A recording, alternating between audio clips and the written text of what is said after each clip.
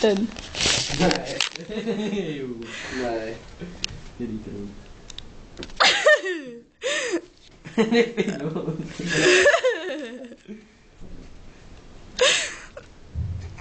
Fredrik, varför är du så sur? Därför. Varför? Han är så sur. Han pratar med någon. Jag är faktiskt riktigt sur.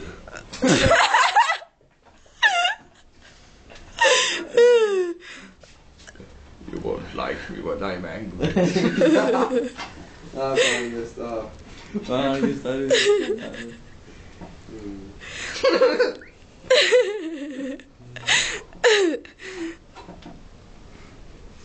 Fast inte, du läser inte.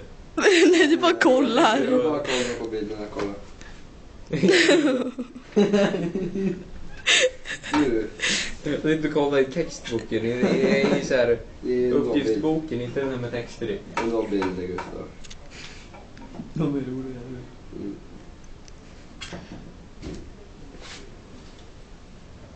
Är du arg? Ja.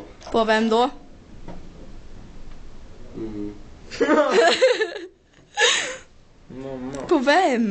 Mamma. Varför ler du då? Jag är inte sur. Nej.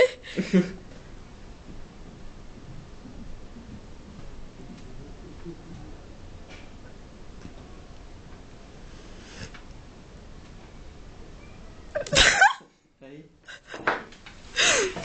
Du måste träna spanska nu. Let's. Okej. Mm. Hola. Hola. Hola. Fredrik. Gustav. Kiraj. Får inte vi vara med? Vad betyder det? Men Gustav, hur mår du? Ja.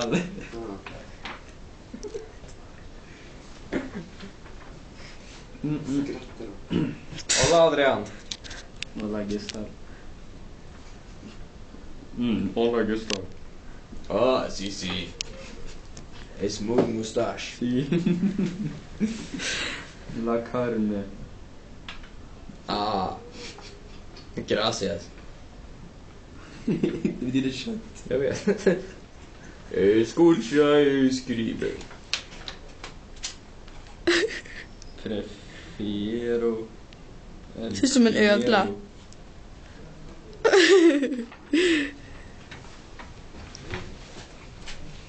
Du kan göra myggan. Kan inte du göra myggan? Du kan redan